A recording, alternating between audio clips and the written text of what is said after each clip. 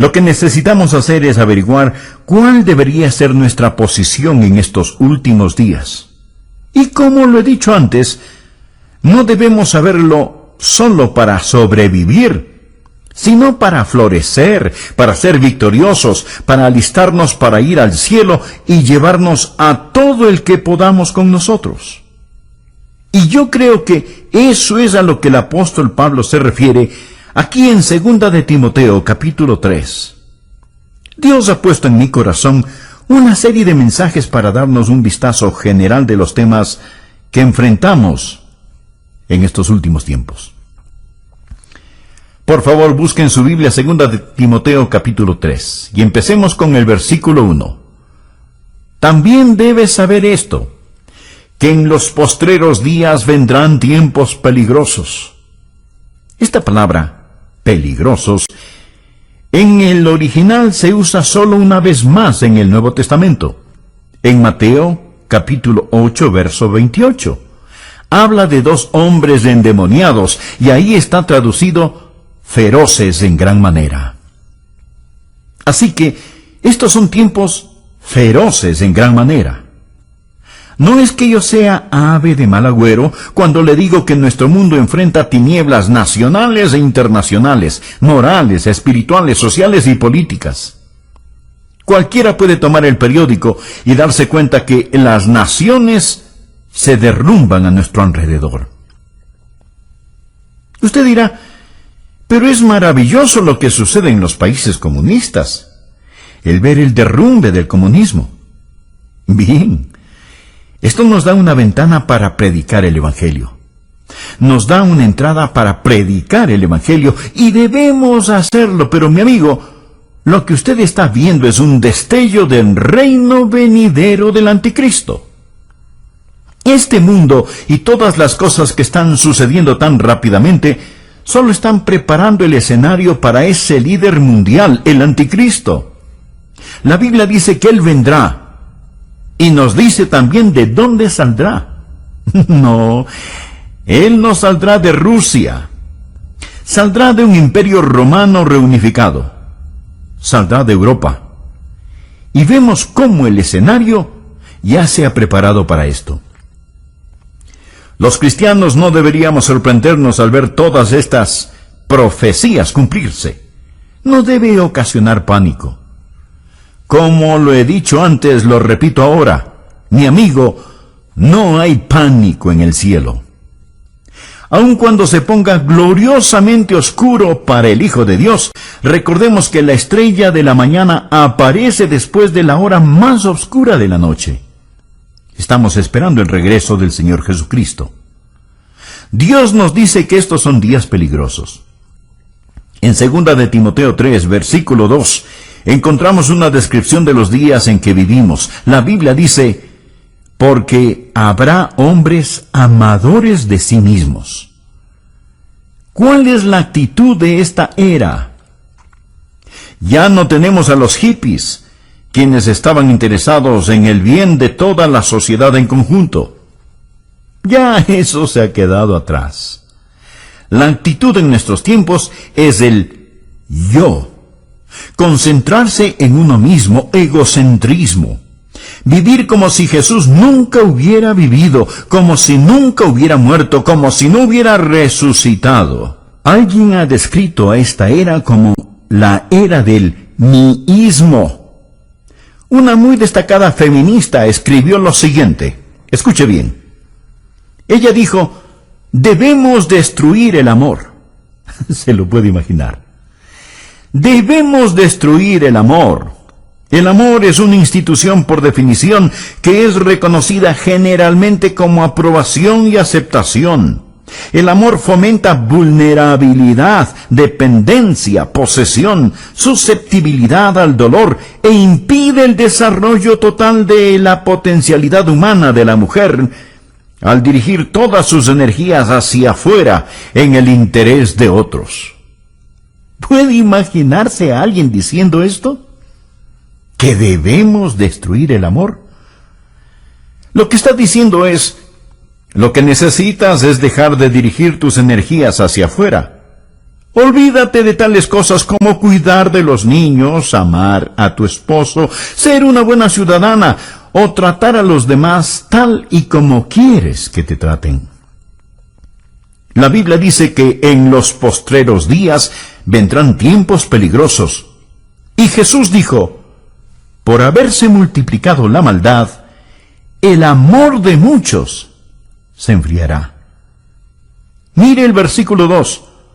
No solo serán amadores de sí mismos, sino que también serán avaros. Mire a su alrededor.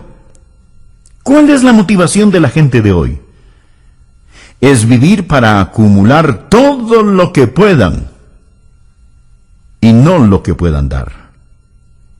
La Biblia enseña que debemos adorar a Dios, amar a la gente y usar las cosas.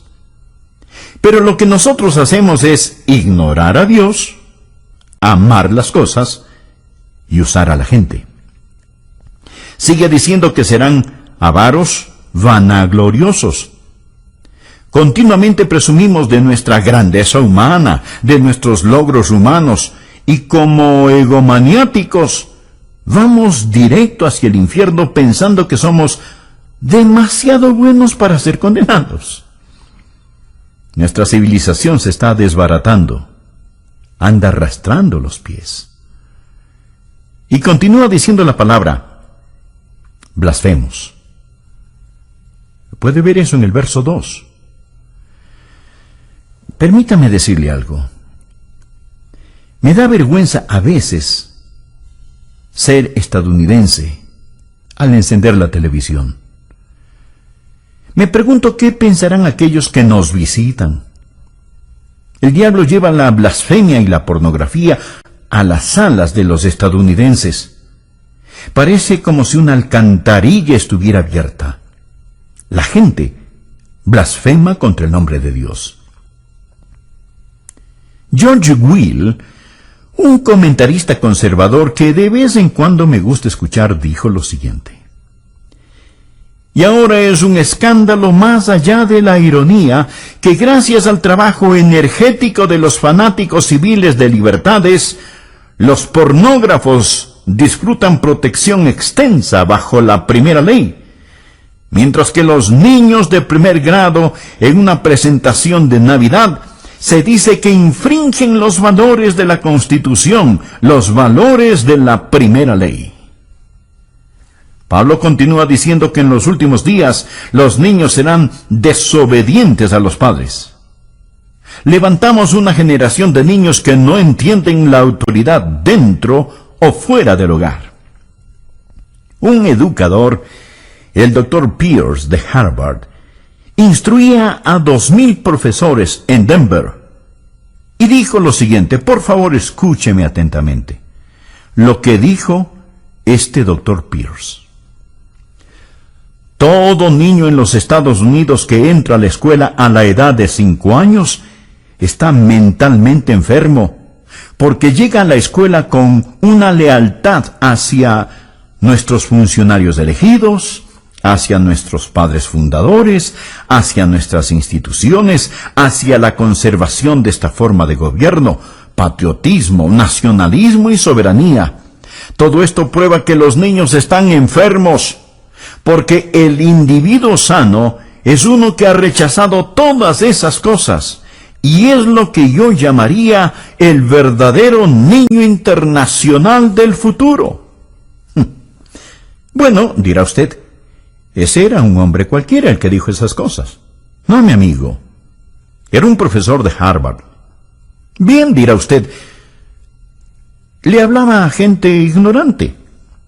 No, le hablaba a 2,000 profesores.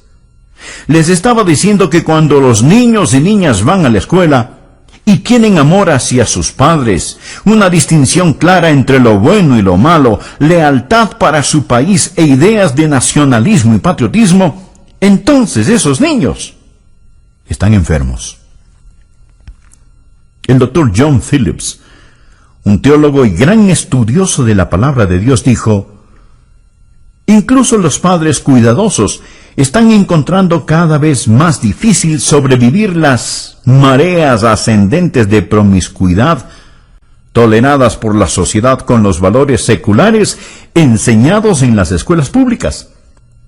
Las escuelas a lo largo del país simplemente ignoran las objeciones paternales contra las enseñanzas liberales sobre homosexualidad, aborto, control de la natalidad, indulgencia sexual y moralidad relativa.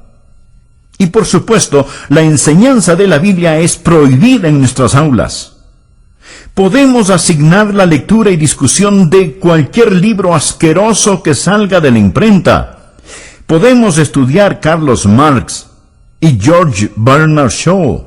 Podemos invitar a brujas, homosexuales y anarquistas a nuestras aulas para que presenten sus ideas. Pero no podemos enseñar la Biblia, ni tener oraciones simbólicas, ni leer las Escrituras en nuestras escuelas. Y luego el Dr. Phillips hace esta pregunta. ¿No es acaso razonable entonces que 1/4 de todos los quinceañeros estadounidenses y 1/10 parte de todos los adolescentes de 13 años hayan experimentado ya con el sexo? Piénselo. 25% de todos los quinceañeros. Mi amigo, cuando yo estaba en la escuela, recuerdo que había algunos niños que hacían ciertas cosas. Y todos sabíamos quiénes eran esos niños. Y hablábamos de ello. Pero ahora, querido amigo, hay cosas que están pasando y que quebrantan el corazón. Bien, mire el versículo 3. Sin afecto natural. Sin afecto natural. Literalmente significa sin amor de familia, sin amor de familia. Una mañana escuché en la radio sobre un asesinato planeado entre un hijo y sus padres. Iban a asesinar a la esposa del hijo, o sea, a su nuera, para recibir el dinero del seguro. Pero parece que se dieron cuenta que su seguro ya había expirado. Entonces, escuche bien, entonces los padres, en lugar de matar a la nuera, asesinaron a su propio hijo, sin afecto natural. Una feminista dijo, ya que el matrimonio constituye esclavitud para las mujeres, es claro que el movimiento femenino debe concentrarse en atacar esta institución. La libertad para las mujeres no puede ser sin la abolición del matrimonio. Hoy yo sé que hay feministas que creen en el matrimonio y no están de acuerdo con esta mujer. Mas este es el tipo de pensar que está saliendo a flote en la sociedad en la que vivimos. Hay muchos que piensan, y entre ellos mujeres, que el tener una familia, criar niños, es una carga y es una imposición. Para colmo de males tenemos el movimiento homosexual. Cuando la Biblia dice sin afecto natural, habla de no tener el amor de familia que Dios espera que la gente tenga. Una mujer hacia un hombre hacia una mujer, hasta que la muerte los separe. Luego dice, implacables. Estos son tiempos peligrosos en los que vivimos, cuando los hombres romperán sus promesas. Es decir, la palabra de un hombre no significa nada, ya sea un contrato de negocios, un contrato matrimonial o un tratado entre naciones. Que Dios tenga misericordia sobre una nación que ha desechado el matrimonio. Hoy está aumentando lo que llamamos divorcio sin culpa. Mi amigo, eso es una burla. Es una tragedia nacional. El 40% de los matrimonios de hoy terminan en divorcio. Y muchos conviven sin el beneficio del matrimonio, rompen sus promesas. No solo eso, sino también calumniadores, intemperantes. Quiere decir sin autocontrol, crueles, aborrecedores de lo bueno. Nuestras cárceles están llenas de matones. No tenemos espacio suficiente para encerrar a los criminales. Cuando construíamos el templo de nuestra iglesia, uno de los alcaldes dijo: «Qué bueno que una iglesia tan grande como esta se esté construyendo. Es mejor que se construyan iglesias, porque ya no podemos construir cárceles lo suficientemente grandes, ni lo suficientemente rápido para proteger a los buenos de los malos». La Biblia nos enseña que ahora hay una forma de crueldad y violencia que es incontrolable. Leí que existen por lo menos 140 grupos terroristas que aún funcionan en nuestros días. Ahora estos grupos ya no son como los de antes, pues. Ahora ellos están armados con los equipos más sofisticados. No pasará mucho tiempo antes de que su vida y mi vida estén en más grave peligro debido al terrorismo internacional. Y deseo decir que, mientras estoy en el tema de la crueldad y el terror, que ya practicamos el terrorismo en el país. Millares, millones están siendo ejecutados. Hablo del terror del aborto.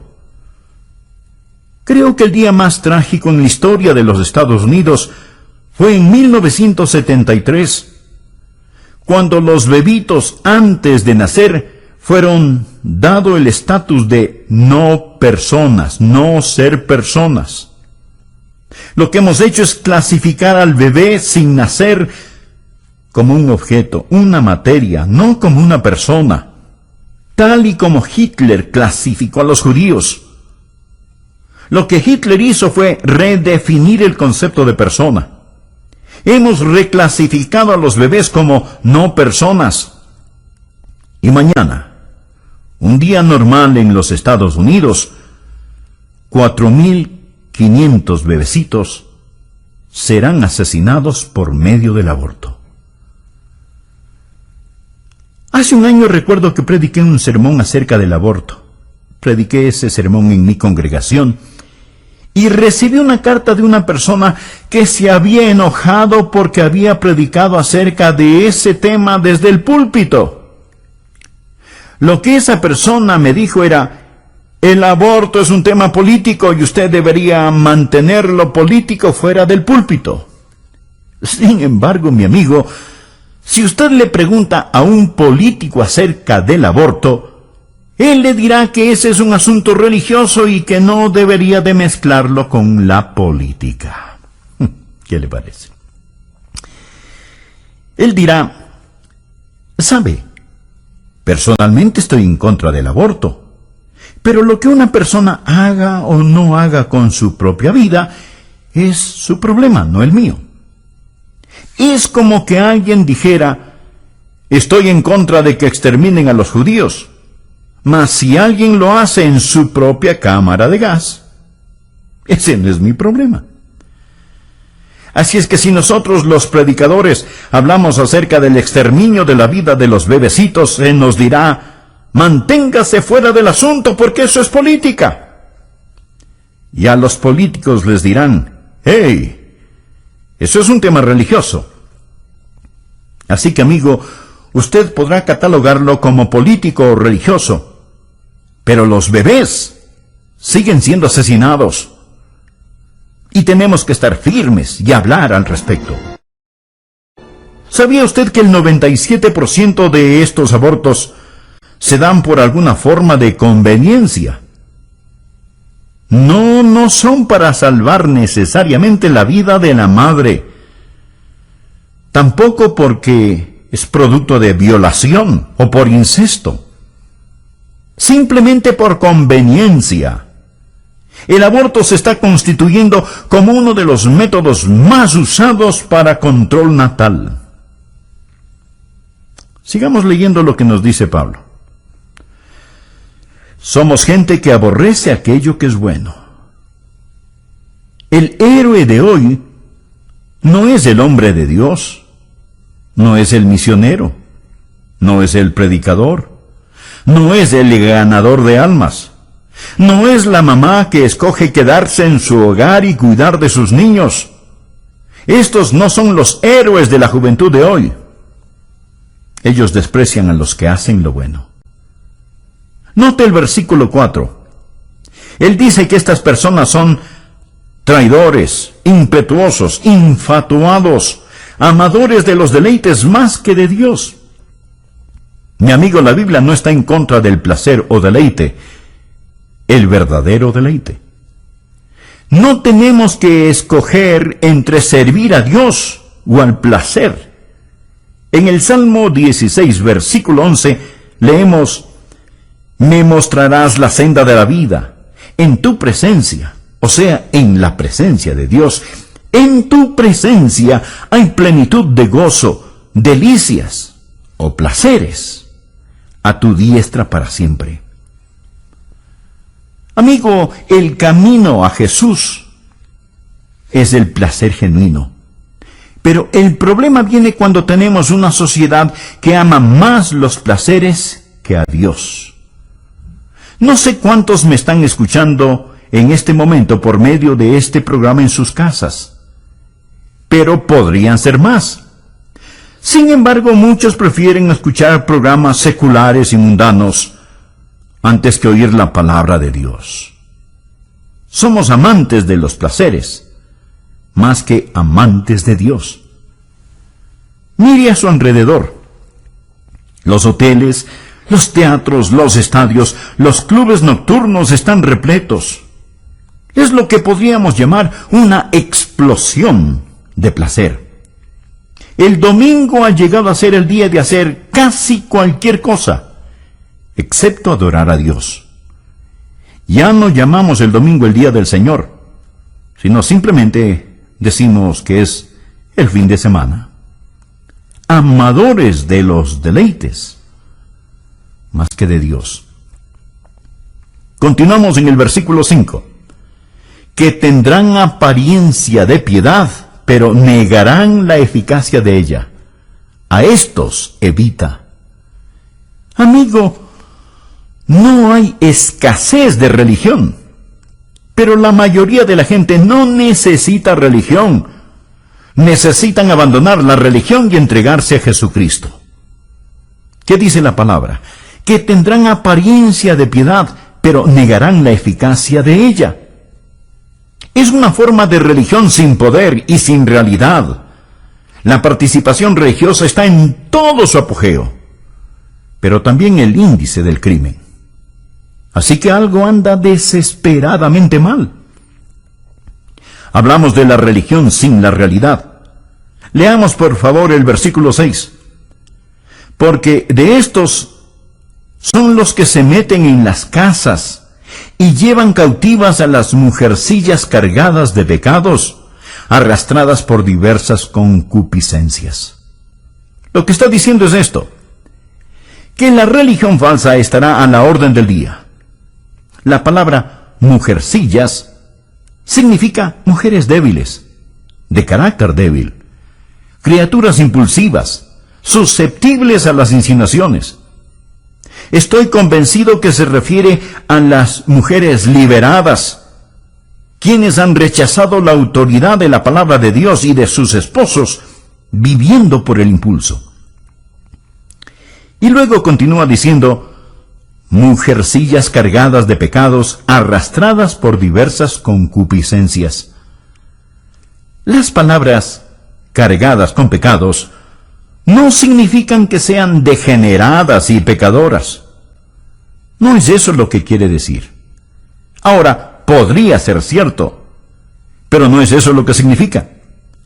Lo que verdaderamente significa es que llevan el gran peso del pecado. Todo hombre, mujer, joven y niño en este mundo lleva el peso del pecado. Eso es lo que les da trabajo a los psiquiatras. Por eso es que se venden tantos sedantes y se consume tanto alcohol, porque la gente trata de olvidar. No saben qué anda mal, puesto que existe este peso opresivo. Están cargados de pecados. Y sigue ahora describiéndoles aquí. Observe y verá que son una presa fácil para el diablo. Mujercillas cargadas de pecados, arrastradas por diversas concupiscencias. ¿Qué significa esto? ¿Significa que desean sexualmente a los hombres? No. Significa literalmente diversas lujurias, toda clase de pasiones, deseos no satisfechos. Lo que tenemos aquí son personas crédulas, culpables y codiciosas. Crédulas, débiles, listas a creer cualquier cosa. Ven una revista en el supermercado donde la artista Shirley MacLaine habla de la nueva era. La toman y la leen. ¿Por qué? Porque buscan algo que les quite esa culpabilidad que sienten. Además están vacías y llenas de deseos no satisfechos. Esto es lo que se encuentra en el corazón y mente de muchos hoy en día. Ahora, además de eso, encontramos en los versículos 7 y 8 una explosión de conocimiento. Estas siempre están aprendiendo y nunca pueden llegar al conocimiento de la verdad. Los hechos pueden duplicarse y triplicarse. El conocimiento aumentará, pero no la verdad. Si es nuevo, no es verdad. Mi amigo, debemos seguir luchando vigorosamente por la fe encomendada una vez por todas a los santos. Esta es una generación en busca de alguna cosa nueva. Por favor, ve el versículo 8. Y de la manera que Janes y Jambres resistieron a Moisés, así también estos resisten a la verdad, hombres corruptos de entendimiento, réprobos en cuanto a la fe. ¿Quiénes eran Janes y Jambres? Fueron los magos que se opusieron a Moisés al imitar y remedar sus milagros. En los últimos días, Satanás va a venir. En estos últimos tiempos, usted va a presenciar más milagros de los que jamás haya visto. La mayoría de ellos no serán hechos por Dios, sino por medio del poder de las tinieblas, el poder de Satanás. La Biblia dice que vendrá una explosión de milagros del ocultismo. Del mismo modo como Janes y Jambres se opusieron a Moisés y llevaron a cabo sus milagros. Muchos van a ser engañados por estos milagros. Estos, mi amigo, son tiempos peligrosos. Gracias a Dios no tenemos que enfrentarlos sin esperanza. Dios nos dice qué debemos hacer. Lo primero que debemos hacer es apartarnos nosotros mismos de estas cosas. Mire por favor el versículo 5. Que tendrán apariencia de piedad, pero negarán la eficacia de ella. A estos evita. La gente necesita salirse de las iglesias liberales, de iglesias que no enseñan el Evangelio de Jesucristo. Necesita salir de este tipo de lugares. Tal vez usted dirá, pastor, ¿que acaso su iglesia es la única buena y verdadera iglesia? No. Dios sabe que no somos lo que deberíamos ser. Hay muchas iglesias bíblicas maravillosas que honran a Cristo, pero también hay muchas que no. Y hay personas que asisten a ellas y dicen, bueno, es que mi abuelita está enterrada en el cementerio que queda en el patio trasero de la iglesia. Mi amigo, si la abuelita pudiera, se levantaría y saldría de ese lugar. Le garantizo que eso es lo que haría. Y amigo, es lo que usted debería hacer también. Sature con su ausencia esos lugares que no enseñan el Evangelio de nuestro Señor Jesucristo. Escuche, estimado amigo. Nosotros debemos testificar a la gente de este mundo, pero no juntarnos con ellos. Segunda de Tesalonicenses 3:14 dice, si alguno no obedece a lo que decimos por medio de esta carta, a ese señaladlo y no os juntéis con él, para que se avergüence. Y Romanos capítulo 16, versículo 17 dice, mas os ruego, hermanos, que os fijéis en los que causan divisiones y tropiezos en contra de la doctrina que vosotros habéis aprendido, y que os apartéis de ellos. Y en 1 Corintios 5:11, más bien os escribí que no os juntéis con ninguno que llamándose hermano fuere fornicario, o avaro, o idólatra, o maldiciente, o borracho, o ladrón. Con el tal ni aun comáis. Y 1 Timoteo 6:5, que tendrán apariencia de piedad, pero negarán la eficacia de ella. A estos evita. La Biblia no dice que tenemos que poner nuestros brazos alrededor de la gente y decirles que sus ideas son tan buenas como las nuestras. Segunda de Juan 10 dice, si alguno viene a vosotros y no trae esta doctrina, no lo recibáis en casa, ni le digáis, bienvenido. La Biblia dice que en estos últimos tiempos debemos evitar a la gente que hemos descrito y necesitamos salirnos de las iglesias liberales, pero no solo es un llamado a salir, sino que también es un llamado a entrar a una iglesia bíblica. Padres de familia, ustedes necesitan asegurarse que sus hijos vayan a la escuela bíblica dominical, que se involucren en los diferentes programas. Jóvenes, necesitan asegurarse que están dando un buen ejemplo al asistir continuamente a la iglesia y obedecer la palabra de Dios. Hebreos 10:25 nos dice que entre más se acerca el día del Señor, más necesitamos estar en la casa de Dios y con el pueblo de Dios, no dejando de congregarnos, como algunos tienen por costumbre, sino exhortándonos, y tanto más, cuanto veis que aquel día se acerca. Necesitamos practicar la separación del mundo y la comunicación con el pueblo de Dios. No va a ser muy fácil. Mi amigo, usted va a sufrir en estos últimos días, pero no le hará daño si usted tiene al Señor Jesús. Mire los versículos del 10 al 12. Pero tú has seguido mi doctrina, conducta, propósito, fe, longanimidad, amor, paciencia, persecuciones, padecimientos, como los que me sobrevinieron en Antioquía, en Iconio, en Listra, persecuciones que he sufrido, y de todas me ha librado el Señor. Y también todos los que quieren vivir piadosamente en Cristo Jesús padecerán persecución. ¿Cuántos creen lo que dice el versículo 12? Espero que lo crean. Está en la Biblia. ¿Cuántos de ustedes están sufriendo persecución? Si usted no está sufriendo alguna clase de persecución, es porque tal vez no está viviendo piadosamente en Cristo Jesús.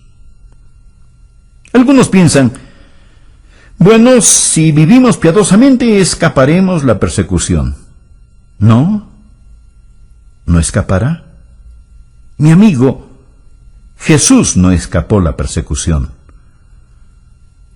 Pablo no se libró de la persecución. Usted tampoco se librará. Usted es una persona nacida 2 veces en un mundo de gente nacida solo una vez. Y estará yendo contracorriente todo el tiempo. Este mundo no le va a honrar si usted verdaderamente vive para el Señor Jesús. Le romperán la nuca si es que pueden hacerlo. Vean lo que dice el versículo 13. Mas los hombres malos y los engañadores irán de mal en peor, engañando y siendo engañados. Usted me preguntará, Pastor Rogers, ¿se está poniendo mejor o peor este mundo? Y la respuesta es sí. Los malvados y los engañadores irán de mal en peor, engañando y siendo engañados. Pero el pueblo de Dios, al acercarse a la segunda venida de Jesús, creo que estará brillando más y más. Veo que a pesar de toda la letanía de problemas, hoy más que antes, conozco a más gente que conoce y ama al Señor Jesús, que cree en la Biblia y tienen doctrina sana y firme.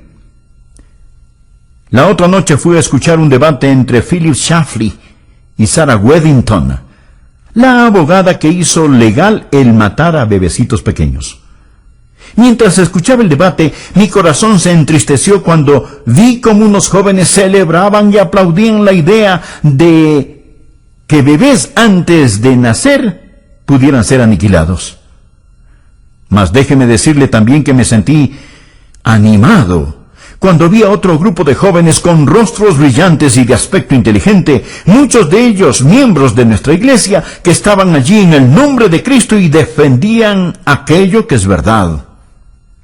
Amigo, es mejor que usted sepa dónde está parado y qué es lo que cree, porque va a ponerse de mal en peor. El diablo hará su trabajo al engañar. Existe todo tipo de charlatanes y esto va a empeorar.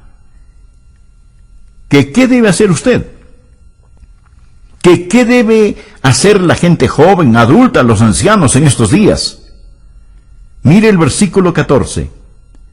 Pero persiste tú en lo que has aprendido y te persuadiste, sabiendo de quién has aprendido, y que desde la niñez has sabido las sagradas escrituras, las cuales te pueden hacer sabio para la salvación por la fe que es en Cristo Jesús.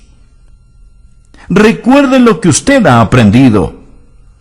No dude en la oscuridad lo que Dios le ha mostrado a usted en la luz. Recuerde la palabra de Dios